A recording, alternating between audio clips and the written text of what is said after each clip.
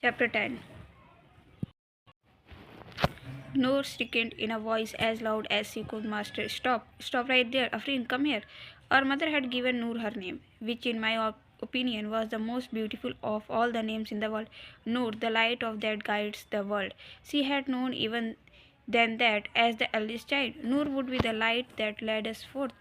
How truly Noor lived up to her destiny, especially after our father was no more, but even before she taught me to be clever yet gentle, curious but never boastful. She taught me to listen to my elders with calm, to follow my sister with patience, to pray and to behold and to understand with love.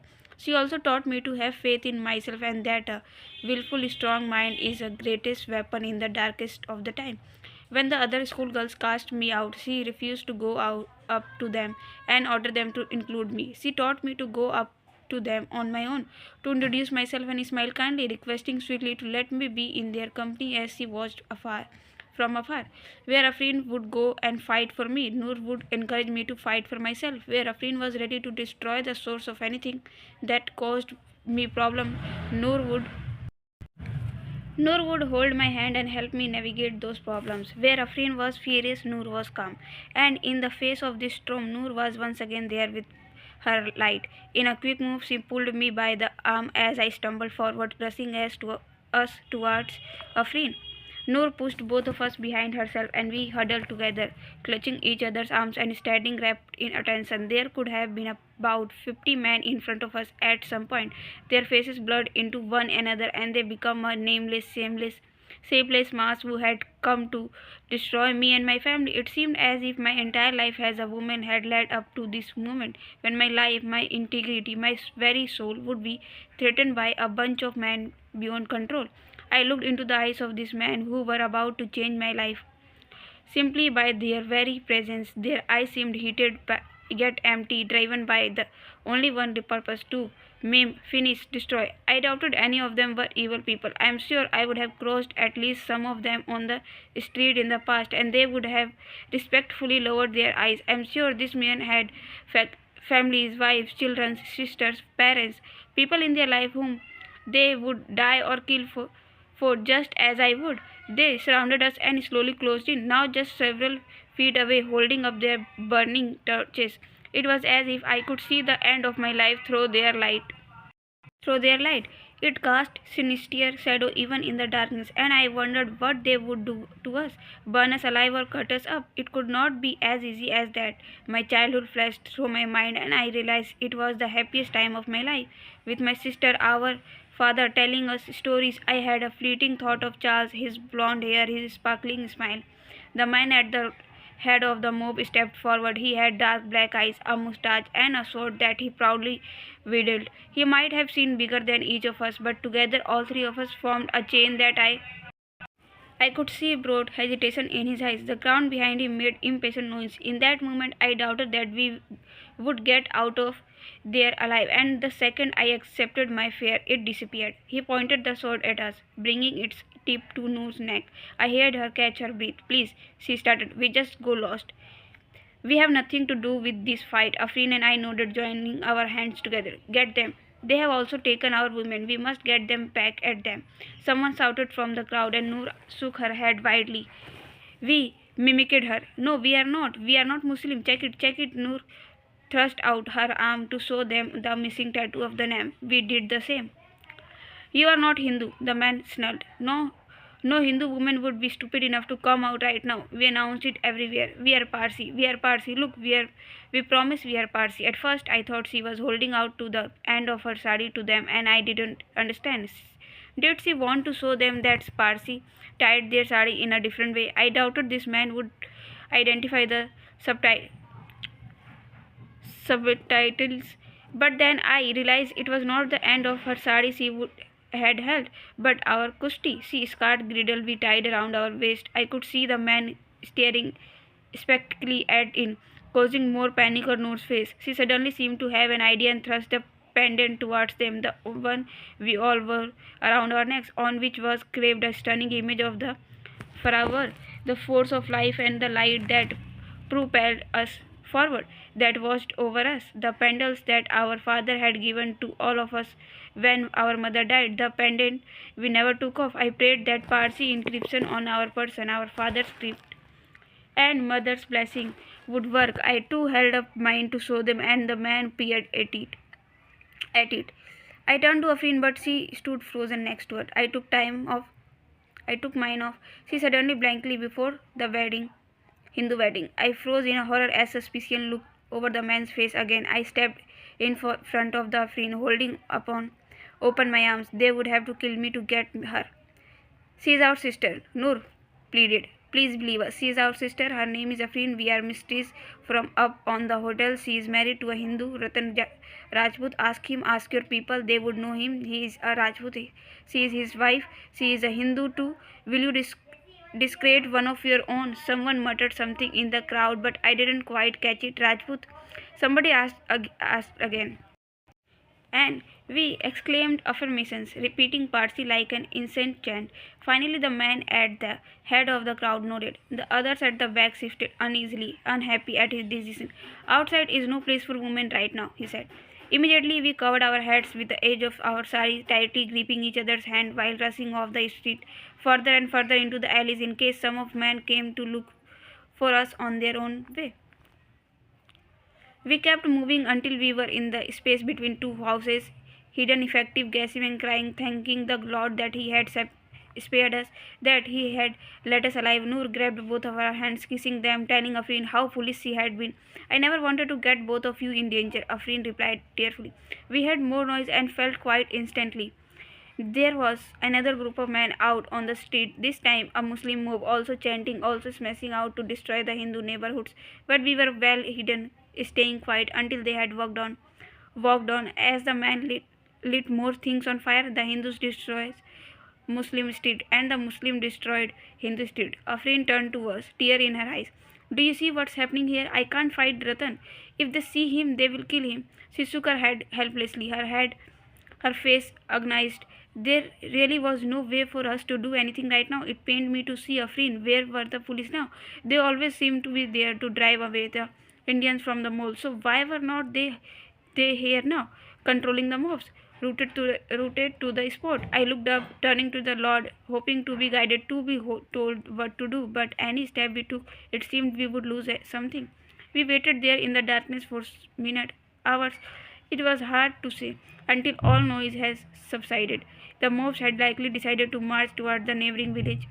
Nodding at each other, we stepped out gingerly, out the lookout for the slightest sight of noise. Afreen held our hands and whispered to us to follow her, and we did it, trusting her. In the darkness, we moved forward like cats, looking closely but not making any noise. I was sure now that the street above us had the house where we were taken to meet Guruji. Perhaps this was the safest place for us right now, where we could look to Shimla Circle for help to escort us, and they perhaps even knew where Ratan Babu was. Before any of us could say anything, Afreen yelled out, Ratan! The silence was broken and I felt fear grip me. What if there still be men out? Ratan! Afreen called out again, and in a few seconds we heard latches being unlocked, doors slashing open. Afreen Bahanji, is that you? It was a familiar voice, and Afreen yelled out in a relief. A man came down and realized it was Ajad Bhai. Noor looked at us, confused, being the only one who didn't know these people. I explained her later. I quickly muttered, that's what I was trying to tell you before. We followed Ajad Bhai up the winding street, momentarily relieved to have a shelter over our heads. Inside there were several men we didn't know, some armed with swords, a couple of with guns, who could not have been more shocked to see us come in.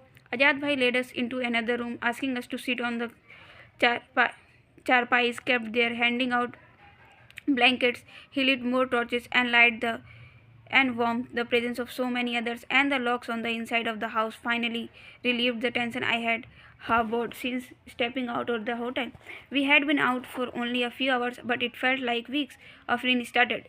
Streets full of men, Hindus on one side and Muslims on other, out of blood, destroying shops, setting fire to tongues, lynching random people they find. I saw several dead, nobody to respectfully say goodbye to the bodies, not a soul on the street in the lower bazaar. But why did you come outside? Ajad Bhai asked us. Afreen looked at us before answering. To look for Ratan Babu. We haven't had any word for him since he left. Do you know where he went, Ajad Bhai? Perhaps we could go look for him in a group. He looked at me and Noor first, and the way his eyes expressed grief, we immediately knew something was wrong. Afrin got up and walked towards him, Noor coming forward to hold her. Didn't you hear, Behenji? I thought you must have heard. His family was caught in riots and his father injured and his Mataji no more. They say I was born at the most inauspicious moment in Indians' history with Britain, a moment that changed the very course of the country, that instilled anger, hostility, and bitterness in the hearts of millions across this land, the Jallianwala Bagh massacre. As bullets rained down that fateful day and ended hundreds of lives in Amritsar, our mother took her last breath while giving birth to me in Bombay. When I awakened, so did our father's conscience as he realized that supporting the British rule was wrong.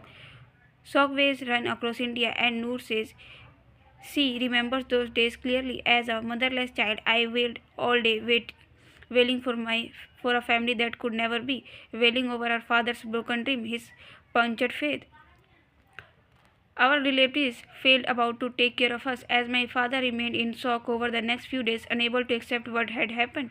When our father had married our mother, he was deeply in love with Hindustan. He admired its people, who had always welcomed other people and cultures, such as our own ancestors who arrived here centuries ago. But he was also in love with the what Britain stood for: progress, science and knowledge, growth, leadership and wealth. He thought a marriage of the two, the richness of Hindustan's people and the triumphs of Britain's industry feats, was more than desirable. He had believed British rule to be good for us, that Hindustan had plunged into darker ages while the rest of us, the world, progressed, and through Britain's worldliness we would grow again.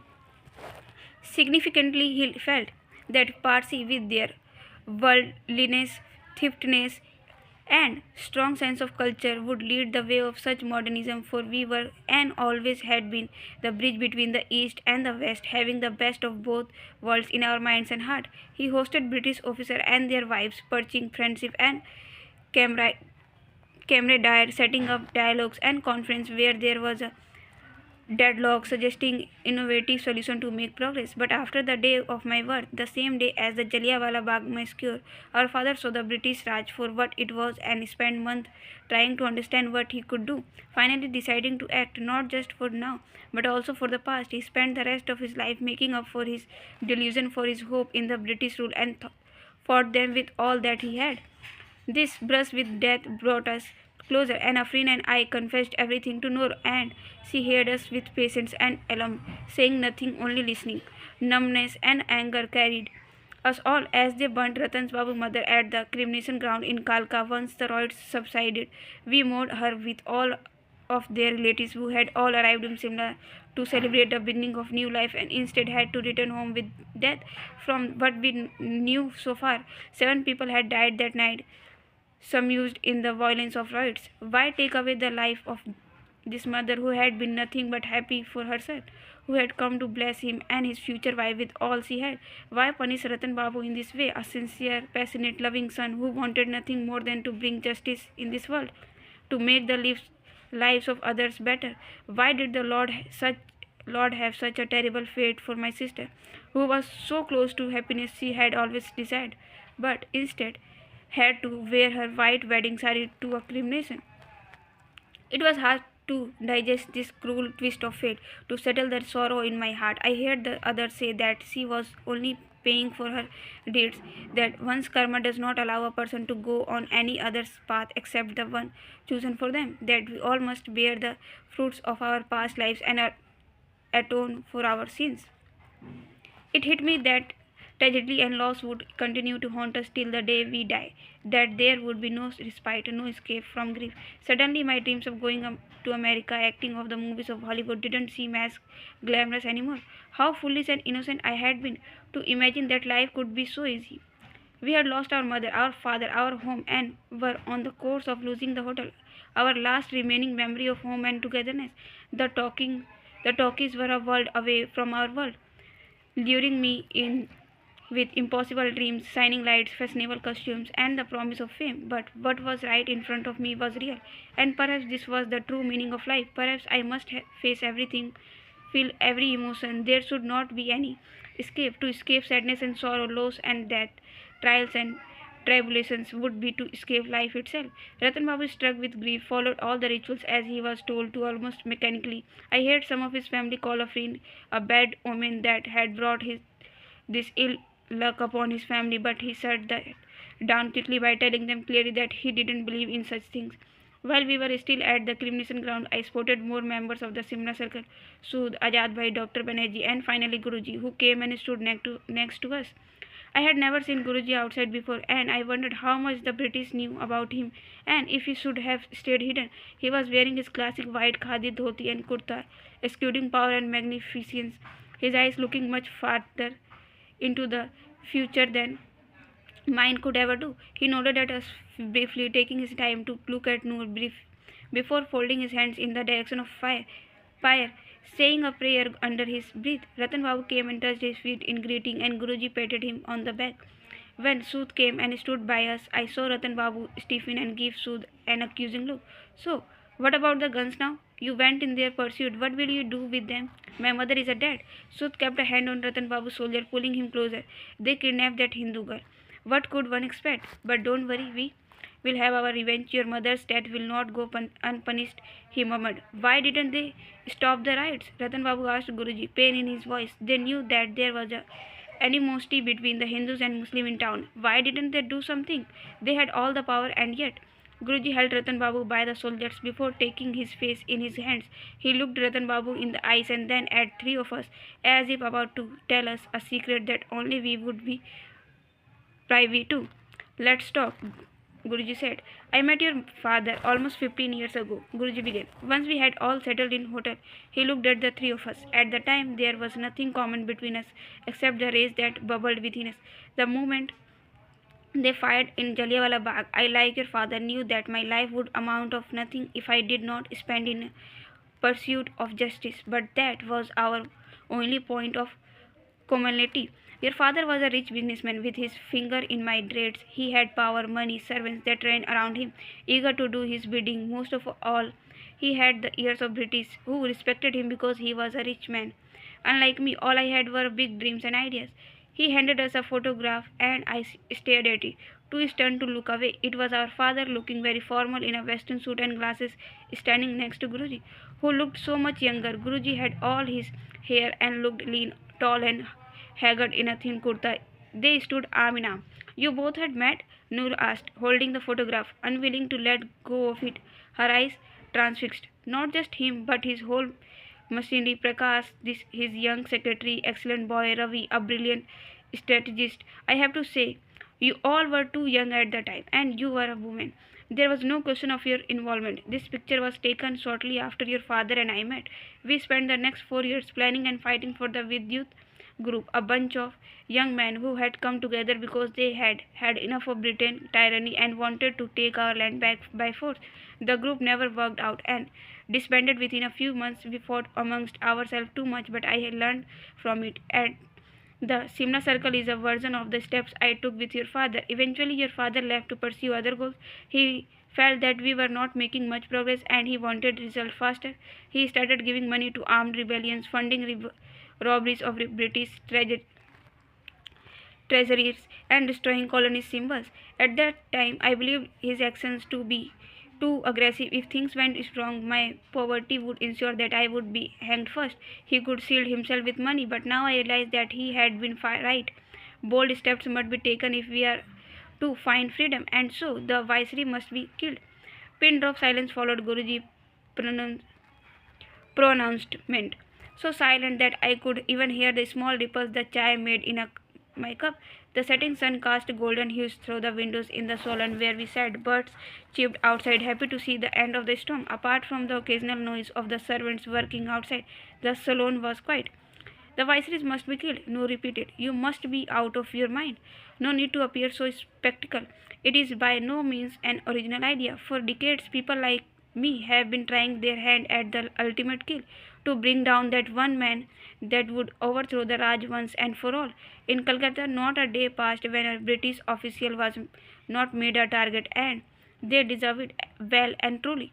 They sent our brothers to jail, give them death penalties under the guise of law, but there was no law, and there still is not. There is a despotism. My nephew, flogged and beaten to Delhi in jail, was caught as an informant or on two occasions. India was just one stroke of luck away from the viceroys being killed. Each time fate intervened and the viceroy of that time was saved. Dacoities in trains, gathering arms was the order of the day. You were not considered a man if you could not fire a gun. Even women too, 16-year-old girls, went up and shot up a British superintendent stared in the face. Did you know that? That year we put up their portraits in town instead of Ma Kali, but these smaller acts had their limitations. What we needed all this time was one quick, cleverly planned coup. The viceroy is the greatest symbol of Raj, and consequently his killing is the greatest humiliation that could be inflicted on them. North India lies in the hands of three men: the viceroy, the commander-in-chief, and the governor of Punjab. Once you have the viceroy, the other two will bolt, and the government will be easily toppled. The Germans are willing to help us rise and overthrow them, especially at this time. Their support will pour us as soon as they see our revolts rising, and then Britain's downfall will begin. We will a new country within months, free to take the reins of our destiny in our hands. Guruji went up to Ratan Babu, putting his hands on Ratan Babu's shoulder. This is the right and perhaps only path forward for revenge, atonement, and freedom. You made an oath to us all those years. Will you stand by it? Ratan Babu looked agonized. He folded his hands, bowing his head. Why didn't you tell us before about our father? Afrin asked. It was a long time ago. I looked to your father for guidance, but he did not have the patience for men like me. Our lives had come together once, but as I said, I was an idealistic poor man with no means to realize that passion. Yet I remembered everything he taught me. Now the Simla Circle holds a lot of power, and thanks to Ratan Babu, it brought me connect with you. Life has come a full circle, and we may be able to end where we started. But I don't understand it. How does the Simla Circle work exactly? How many people? Noor's voice seemed to crack from the weight of all the burdens the last days had brought upon us all, the brunt of which fell upon her as the eldest. Hundreds spread across the hills and Punjab. Every 5 to 10 people are divided in a group with its own leader. The work is of two kinds. If you can hold a gun, military work. If you cannot, civil work. When we let someone join, they get a master, and this new member trains for 6 months. What I learned in Calcutta, I implement here. And you did that too? Noor asked Afrin, a hint of accusation in her voice. Afrin nodded. Ajad Bhai was my master. You assume boldly and mistakenly that we want to participate in your activities, Noor said, addressing Guruji. I didn't assume, he replied. I was offered, and I am taking you up on the offer, asking for your help in the killing of the viceroys. Noor looked at Afrin before answering. Offers can be withdrawn only if it's in your power to withdraw. He took a step closer to her. May I call you by your name? Look, Noor, you are like my sister, and you are an intelligent woman. You have done well after your father's death to pick up what was left for of your family and build a life like this one, especially when you don't even have your husband to look after you. But a decision of yours could set in motion that wheels of history, benefiting generation to come. Very few hold such powers in their hands. That's all very equivalent and tempting, Noor said, obviously moved, but it's too much. How can we expected to free a nation? But you are not. Just help us free the nation of this one man and the rest will follow. Isn't Europe regretting now that they didn't stop Hitler when they still had a chance? What if one of his soldiers had, at the right moment, put a bullet through him? History would have been different. Look at them now, embroiled in a war, one man and we are free. But why can't you get to him on your own? You think we haven't tried? You are talking about one of the most protected men in the country, so protected that he has hundreds of soldiers at his disposal at every second of every day. He is absolutely inaccessible to us. When So told me that you have an annual summer jubilee ball to end the season and that the viceroy attends, I was amazed. In the atmosphere of merrymaking and dancing, there will be minimum security. The viceroys will be vulnerable. It was our best chance to get him. Give us access to the viceroy at the ball. Let us enter that evening and take him away. It was logical, yet outrageous, unbearably dangerous, yet widely seductive at the same time. Noor placed the room before sitting down and receding into the world of her own.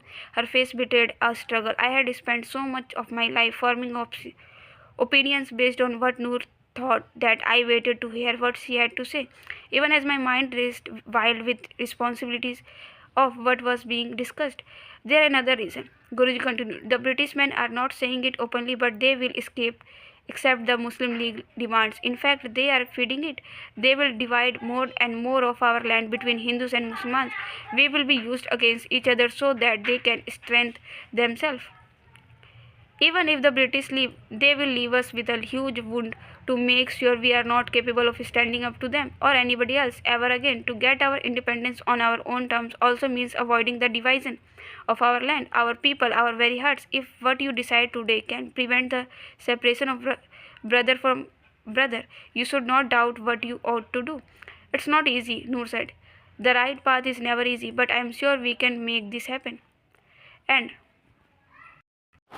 And how are you so confident about that? Now Guruji paced up and down the salon in excitement. Years ago, the Shimla Circle created its army, the Bhagat Fauj. Its men, its scores and hundreds in different parts of the country have trained for the day when the country will fall. Now this army beats its time.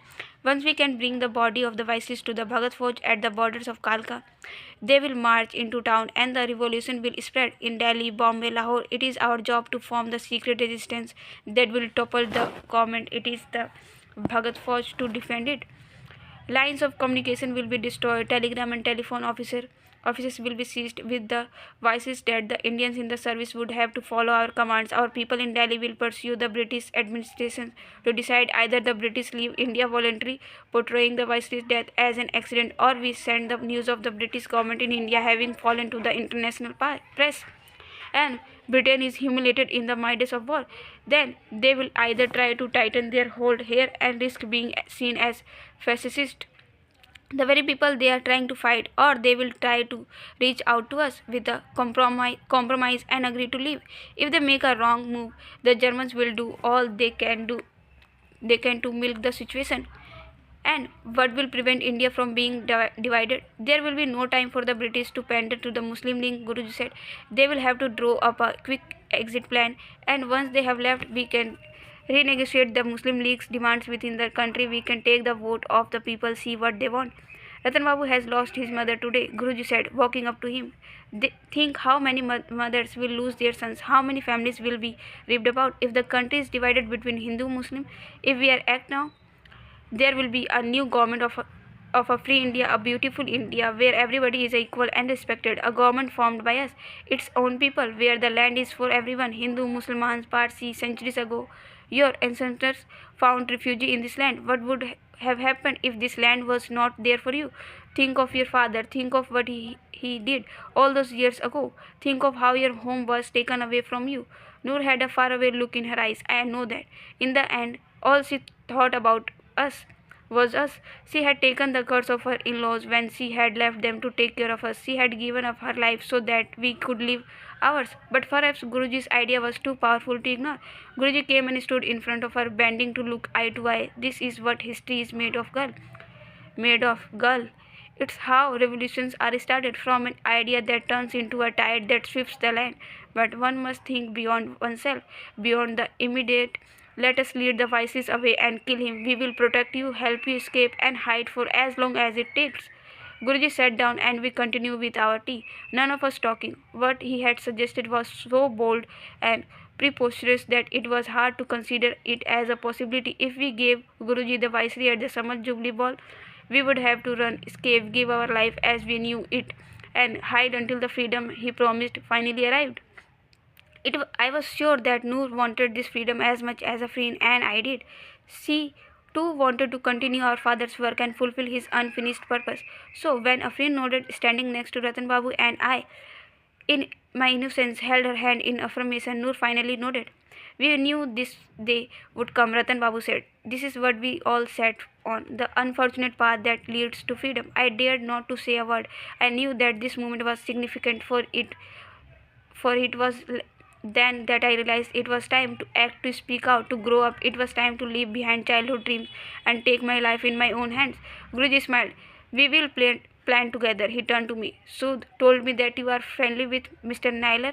I nodded uncertainly. He smiled triumphantly, Excellent. He is in the Viceroy's office, isn't he? You must get the information we need through him. If we want to live, we need to be successful. The more information we have, the more foolproof we will be. My heart turned to stone. I realized that this is what it takes. Later, I asked Noor why she said yes to helping the Simla Circle. She held my hand and said, because it's the only way we can save the hotel. I don't understand. We have until the end of the season, and then we have to begin the process of handover. They took everything from us, our father, our old life, now even our happiness, but I won't let them take away the hotel. If we are made to leave the hotel at the end of the season, so will they.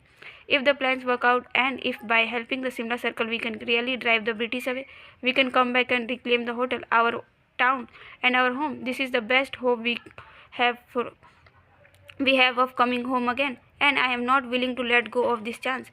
We were young and naive and believed we could change the world. We failed to see the truth that was out there for everyone to see, that we could never come back home again, that coming home would elude and haunt us for the rest of our lives. So guys मिलते हैं आपसे next video में। बहुत ही जैसे लग रहा है कि ये मूवी का क्लाइमेक्स चल रहा है, अब क्लाइमेक्स शुरू हो गया है। अब देखते हैं कि नेक्स्ट वीडियो में क्या होगा। आगे का जानने के लिए बने रहें मेरे चैनल पर सुनो कहानी। और अदर बुक्स भी है, उसको भी एक बार आप चांस देके ज़रूर देखें। And don't forget to like share and comment your favourite book. Thanks for watching. Act 3 Simla Calling. Chapter 12. Dear Charles, I hope you are well. You have been in my thoughts over the last few days, and I finally found a chance to write to you. We had all been very busy with my sister's wedding, and moreover, I have been afraid to step out ever since the riots in town. However, I would be happy to see you again and teach you how to drink a proper chai. Besides, there have been too many monkeys on the road leading up to the hotel, and we really do need someone to drive them away. I hope you are enjoying the sunny days. My best regards, Nalini. We had decided that we would fight for our freedom, but we also knew what we would lose for it. Our father had taught us long ago that loss was built into the very nature of freedom. As I could not really bring to fruition whatever feelings Charles and I have vowed for each other, I might as well use them to bring about the independence of our beloved land. At least that would be my salvation. I was able to bury the aching protest in my heart, consoling myself with the idea that my information I gleaned from Charles would never directly harm him. None of what I had been written in the letter was a lie. I meant every single word. He had been in my thoughts ever since the day I met him, and I truly had been too busy to reply to his most recent letter. Charles' answer, which was quick and equally friendly, catapulted my aims much further along than I had imagined. He wrote that he would be able to protect us all at the hotel by driving away the monkeys, and that he should like to invite me for an evening at their club. That he would be proud to be with me there, but on the chai he must disappoint me. As though who are gravely wrong must be disappointed, he had cheekily added. I had to laugh at that, and with trepidation I accepted his invitation. The club was housed in a beautiful cottage perched on one side of a summer hill, accessible from the mall. Getting down from the rickshaw and gazing upon his exclusively English establishment, my doubts ebbed away, and every step I took empowered me. I felt all my earlier hesitation melt away, remembering that my purpose for meeting Charles was clogged in my service to the nation. I could hear the magic right from the grounds that surrounded the timbered cottage. Could also be some people outside around the stoop. The small light from their cigars and the outline of their heads walking up the step. My heart drummed under the chiffon sari I had wrapped around myself, yet I was content of what I was there for until I saw Charles come halfway down the stairs in a hurried descent, dressed impeccably in a dinner jacket. He stopped earnestly in front of me with a wide smile that flashed brilliantly in his eyes, and for a moment all my resolve left me. He held out his hand towards me, and I grasped it. Returning his smile, taking a step toward him, holding the edge of my sari with my other hand. Thank you for coming, he said. I was afraid I would not hear from you again. Well, that would have been my loss entirely. Rubbish, he replied. On the other hand, I know where you live. I would not have given up so easily. I am quite adept at climbing trees, as you might have noticed, if all else failed. I had to laugh at that. You look resplendent, he said to me, with another smile as he led up the steps. But well, I don't need you to tell you that. You don't do badly either, I said, and he seemed happy that I had noticed the sound of saxophone and the piano come closer, and so did the cheers and the claps that accompanied the music. Now that we were nearer to others, I remembered that I was actually there in service of my motherland, and not for a romantic dalliance. I pulled myself back to attention and looked around.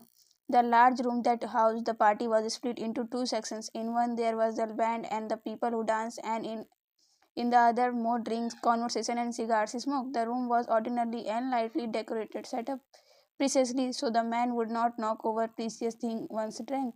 The music was faster, the kind we played in the later halves of dance parties at the hotel. When we entered, it was very crowded, yet there was enough space for people to turn out around and pass me looks as I walked by them, following Charles with my sari and curly black hair.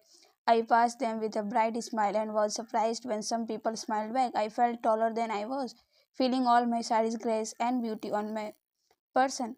Is she really royalty or something? No, I have never seen her. Charles looked back at me and took my hand as we walked further. I felt my heart stop in its tracks and reminded myself that I was merely carrying forth my duties.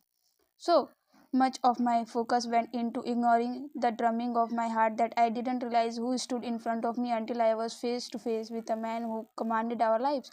The viceroy, his tall and imposing figure, filled the room, flanked by two guards. Everyone oriented themselves around him. His hair was graying, but it was of his face, long and stretched with wrinkles that showed the cruelties of life. I felt small and insignificant in front of him as he stood deep in conversation with the Lord Commander in Chief, Ripon, surrounded by more men, the district magistrate, the chief of police, and Ripon's eyed Lord Basin.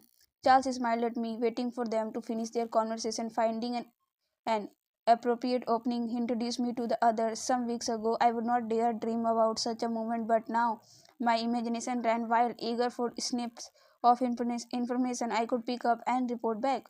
Miss Mystery, the viceroy said in acknowledgement as the group turned their eyes on me. Among them were women, some wives, and some perhaps hoping to be wives. None of them smiled. I made a small courtesy, hoping it appeared respectful. It's an honor to meet you, Your Excellency. How is that the hotel of yours? He replied between a puff of his cigar, his voice loud and booming. It does have the best view of Simla, I have to say. It did, and he failed to acknowledge that they wanted to take away those views and the hotel from us. That was the only thing he had to say to me, and he moved on to asking Charles about the status of a report.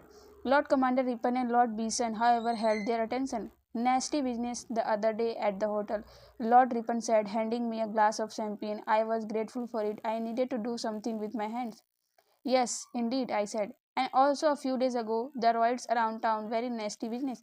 In some things we can't interfere, Lord Beeson said, briskly tapping the ash from his cigar into a dish held by a server. Religion has its own place everywhere in the world. Besides, the Hindu girl who was taken, she got back to her family, didn't she? I hadn't known that and made a mental note to ask Ratan Babu when the girl had been returned and the one Hindu writers claimed was kidnapped by Muslims. You are lucky though, Miss Mystery, to find yourself here, Lord Ripon said, brandishing his finger around. This is an English club. Mr. Naylor fought hard for your invitation. The committee decided to make compromise. It's the war after all. At his name, Charles joined us again with an adorable wide smile, and I knew at the bottom of my heart that he was not like them. He was warm and good hearted and full of sparkle and life, that he was a person who loves and cares and lives. A person who is more than just himself because he shines his light everywhere he goes. At the risk of you turning me down again, he said, looking at me, could I ask you for a dance? I smiled and agreed. He took away my glass and led me to the middle of the room where the others danced. We stood in front of each other, him waiting for me to make the first move. I stepped toward him. He put his arm around my waist, and I put mine around his neck. He held my other hand in his and we started moving. He was much taller, but I could still look over his shoulders. The gaze directed towards us turned more and more hostile, and for a second I stiffened a bit. Then I just closed my eyes and turned them off. Why have we never done this before? Charles asked in a low voice. I gave a soft laugh. Because I might be the first local woman to dance on this floor with an Englishman.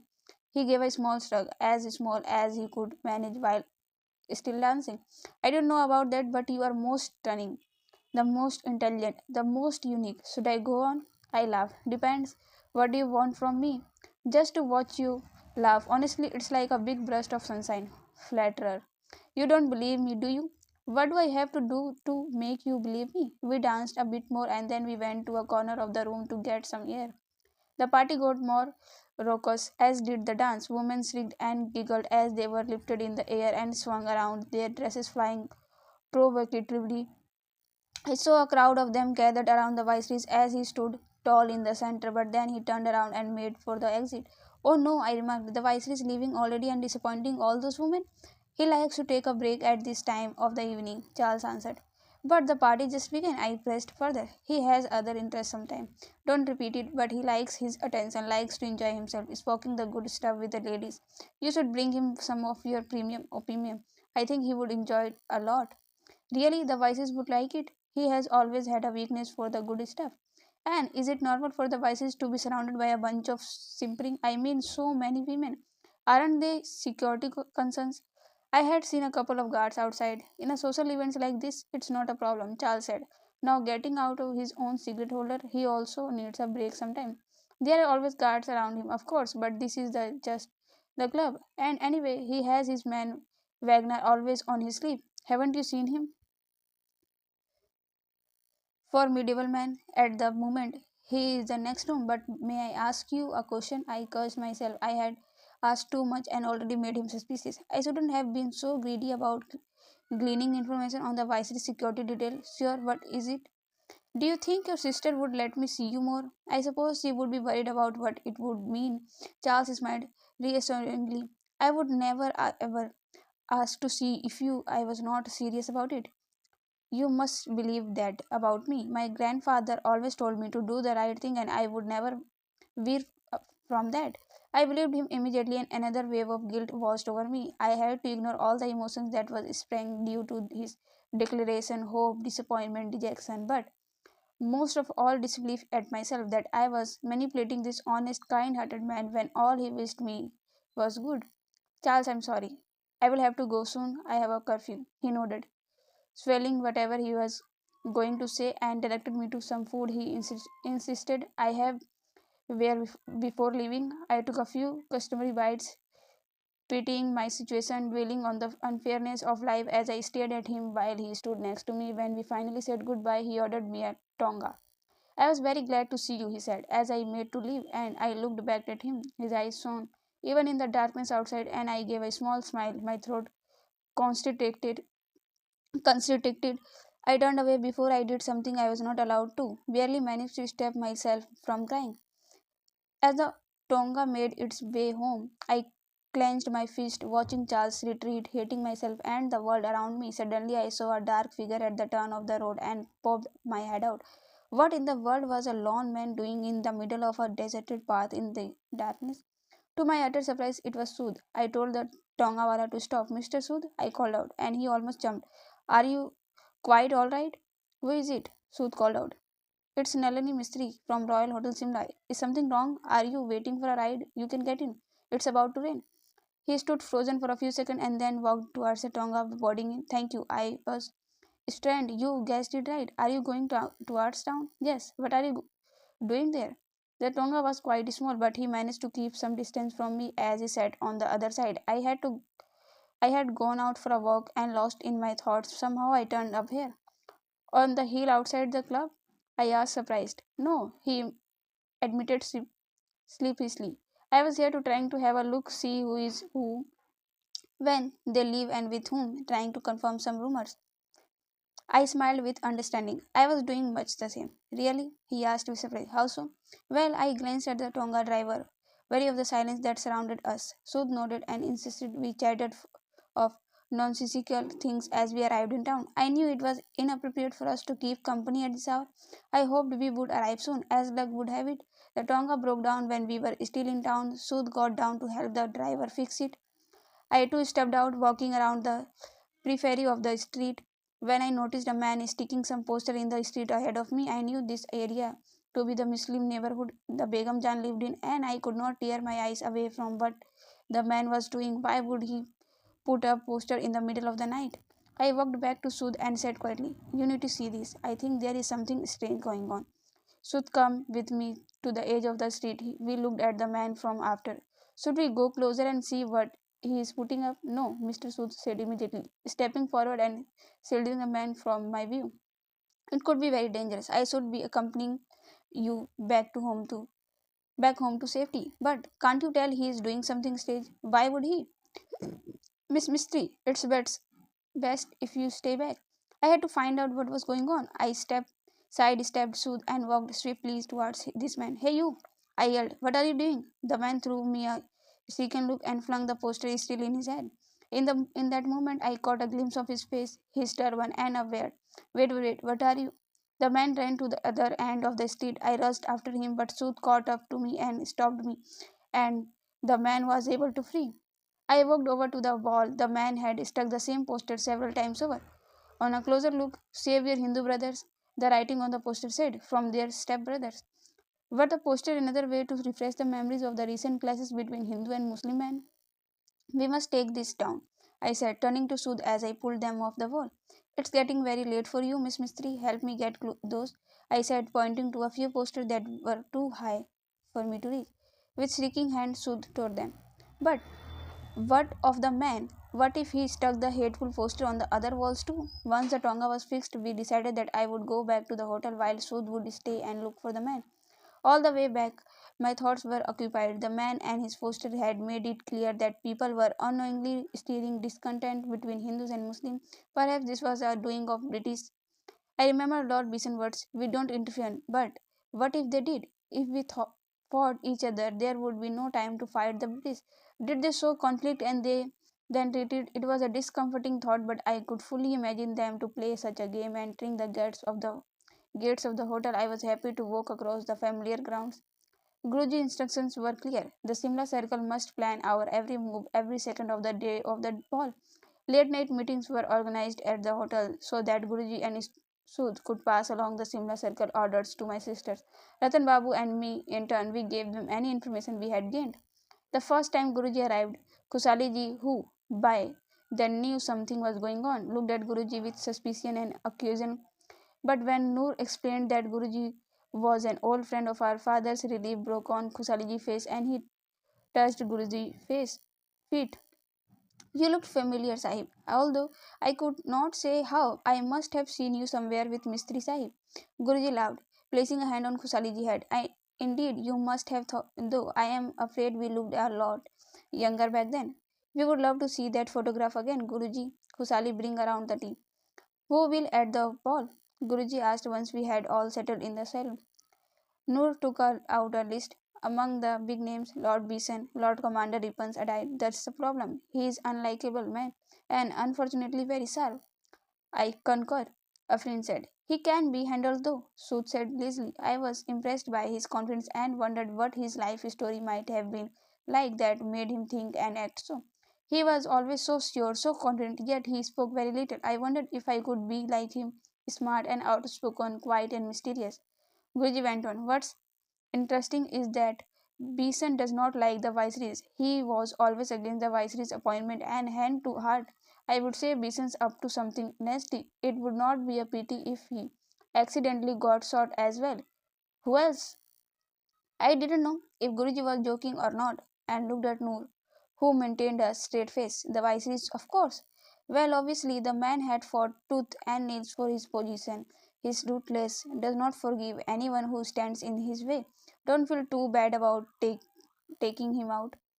"That's crude of you," Noor said. "No, it's not. You don't know what you are dealing with here. With his position, he could have done some good. Yet he simply does not care about Indians. For him, not only are we not his people, we are not people. He does not consider us human. To fight him, you have to adapt the same attitude. He is so in love with himself that he does not know that Beeson hates him, but Lord Ripon, the commander chief, is his greatest appointment. They make quite a duo. Lord Commander Ripon is the brain behind all that they do, and he is also cruel, but in different way. If the Viceroy is vengeful, Lord Ripon is cold and calculating. He is basically running the show from for the Viceroy, which makes sense because the Viceroy is such a man of routine and pleasure. He would not like it changed anyway. He goes away to nap every evening and afternoon, rumors say. Can you believe that? He will claim a headache, leaving a meeting full of men and go to his room. They would not hear from him for an hour. A man of his stature excusing himself like that. Like that. Something struck me. He's doing opium. It's all adds up. I told the others what Charles told me. That the viceroy like his heat of opium. With widened eyes, Guruji looked at me for a few seconds. Of course, he said, his eyes much farther away. That's what he is doing. How could I have missed it? The others know it, of course, but they let everyone think he's resting. There was a pause as Guruji mulled over what I had just told him. I could practically hear his mind whirling with an effort. He brought himself back. Who else? Well, I said, looking at a friend for affirmation to go on. With the vices will be Wagner. Guruji let out a slow breath, his eyes wide. So, he is real. I did not see him, but Mr. Naylor mentioned him. It sounds like this man follows the vices everywhere and he is the best bodyguard. But his name is not on the list, said Noor. He would not need it to be. Guruji shook his head. No, Wagner, I had assumed was mythical. People always spoke about one man guarding the vices, one who moves like a shadow. I thought he was the stuff of stories. If Wagner is real, we have a big problem on our hands. He is perhaps the most powerful man in all of India, in charge of protecting the viceroys. Who else will be the attendants? So the viceroys, then the commander in chief. No, Noor said. Lord Commander Ripon declined the invitation, said he is busy with that evening. Guruji turned to us, shocked. Why? Didn't you mention this before? This changed everything. Why? Ratan Babu asked. Because he would immediately take command if the vices were not capable. We don't know where he will be. So we can't plan for what he will do. The commander in chief is the most important part about the plan. If he is so important, then better he is outside than inside. After inside, his authority will be immediately recognized inside. In its absence, there will be confusion. Guruji did not seem convinced but calmed down for a moment and the third among the musketeers. Lord Fresher, the governor of Punjab. He will be here. Guruji seemed mollified by that. He is a great fan of the Viceroy, unfortunately. Practically believes him to be an incarnation of Christ himself. He is proud one, Fresher, that much I have heard. And then Sir James Harris, the Baron of Cheshire. Guruji scrunched up his face. I don't know much about him. We have to find out. He is known for his love of Indian treasures, especially for the jewels he is acquired from Indian royal families at throwaway prices, owing to a combination of blackmail and deceit organized with the British government. He is stay with us forever. Before then, there will be a Sir Philip Ramsden, a captain in the Royal Navy. He should not cause any problem. He is aging soft around the belly, likes the good life. Then there is a Lord Richard Gaunt and Lord John Biggs, notorious for their love of intoxicants. Then the Deputy Commissioner, Mr. John Brown, easy guests. Anyway, we will be leaving the hotel as soon as I manage to get the viceroys away. We just have to make sure the others don't stand in our way. Of course, I will get new identities prepared for you four. You will need official papers, perhaps even passports. Leaving my train will be dangerous at first, so for a few days you must stay put in the village nearby. I will have to be done very carefully. I looked at my sisters nervously. We would be leaving the hotel without a proper farewell. Yet my anxiety gave way to hope. If things went according to plan, then it might not be long until we got the hotel back. Perhaps it might be handed back to us in honor of some for supporting the plan that even brought about India's much sought after independence. And lastly, no turned to me, pity and concern in her eyes. I looked at her questioningly. Charles Naylor. My stomach dropped at the mention of his name. How could I have forgotten about Charles? If Charles was going to be at the ball, he would know what we are doing. He would see what we are doing. At some point, he would notice us leave the ballroom and then never come back. I looked around and found silence. Everybody in the room was staring at me, not knowing what to say.